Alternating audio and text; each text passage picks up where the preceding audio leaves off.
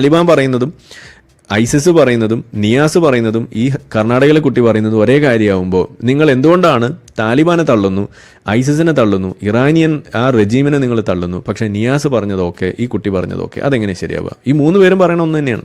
ഇറാനിലൊരു നിയമം തന്നെയാണ്, national hijab and chastity day എന്നാണ് അവരതിനെ വിളിക്കുക. എന്ന് വെച്ചാൽ ആ പാതിവൃത്യം എന്ന് പറയുന്ന സാധനം തന്നെയാണ് അതിൻ്റെ പേരിൽ അവർ വെച്ചിരിക്കുന്നത്. അതേപോലെ ഇപ്പോൾ അഫ്ഗാനിസ്ഥാനിലേക്ക് പോയി കഴിഞ്ഞാൽ പെണ്ണുങ്ങൾക്ക് ഒരു കണ്ണ് കണ്ടാൽ മതി, മറ്റേ കണ്ണ് മൂടി നടക്കണം എന്നാണ് പറയുന്നത്. ഒരു കണ്ണുകൊണ്ട് കാണുന്നതൊക്കെ നിങ്ങൾ കണ്ടാൽ മതി, കൂടുതൽ കാഴ്ചയൊന്നും വേണ്ട എന്നാണ് പറയുന്നത്.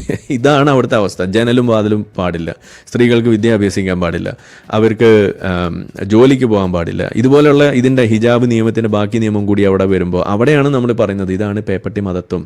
അപ്പോൾ നിങ്ങൾ ആ സാധനത്തിൻ്റെ നേർപ്പിച്ച രൂപത്തിൽ ഇവിടെ എടുക്കുകയും എന്നിട്ട് ഇതിൻ്റെ ഫുൾ ഫോമിലുള്ള സാധനം അപ്പുറത്തുണ്ടാവുകയും ചെയ്യുമ്പോൾ ഇത് ഒന്നാണെന്ന് നമ്മൾ പറയുമ്പോൾ അതിനെങ്ങനെയാണ് നിങ്ങൾക്ക് നിഷേധിക്കാൻ കഴിയുക? നിങ്ങൾക്ക് ഒരിക്കലും നിഷേധിക്കാൻ കഴിയില്ല എന്ന് മാത്രമല്ല, നിങ്ങളത് എത്രമാത്രം നിഷേധിക്കുന്നോ അത്രമാത്രം നമ്മളത് ഉയരെ പറഞ്ഞുകൊണ്ടിരിക്കും. അതാണ് ഇവിടെ ഉണ്ടാവുക. അപ്പോൾ ഏതായാലും നമ്മളിവിടെ കാണുന്നത് ഈ മൂട്ടിൽ പെട കിട്ടുന്ന അവസ്ഥ, അത് അഫ്ഗാനിസ്ഥാനിലുള്ളത്, അതൊരു യാഥാർത്ഥ്യമാണ്. ഇതിൽ